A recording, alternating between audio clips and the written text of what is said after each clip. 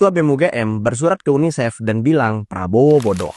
Beberapa hari kemarin viral surat Ketua BEM UGM yang mengkritik kebijakan negara lalu dikirim ke UNICEF. Bahkan di surat itu dia bilang, help us to tell Prabowo Subianto how stupid he is as a president. Bagi yang memang gak bisa mikir, mereka langsung setuju. Tapi jangan lupa yang bisa mikir, mereka jadi bingung, ini paham kebijakan atau enggak? Mari kita bahas. Saya disclaimer dulu ya, sebenarnya saya malas menanggapi Ketua BEM UGM yang caper tapi minim isi kayak gini. Karena sebagai mantan koordinator BEM Nusantara, udah banyak kok contoh presma-presma yang caper tapi minim isi. Oke lanjut. Pertama, dalam analisis kebijakan publik, satu tragedi personal nggak otomatis berarti kegagalan sistemik, Bung. Untuk menyebut kegagalan negara, harus ada data tren, pola, dan investigasi resmi. Tanpa itu, kesimpulan besar jadi spekulasi. Spekulasi yang dipaksa tanpa data resmi, justru bentuk kebodohan. Kedua nih, surat ini membangun rantai sebab akibat yang terlalu jauh dari tragedi personal sampai ditarik ke kebijakan nasional. Padahal kasus bunuh diri nggak pernah bisa disederhanakan ke satu faktor tunggal tanpa hasil investigasi komprehensif. Ini artinya yang bodoh siapa? Ketiga, paling bodoh nih, ada klaim bahwa program makan bergizi gratis itu mengorbankan anggaran pendidikan. Ini klaim serius, tapi nggak disertai dengan data APBN, nggak disertai dengan angka anggaran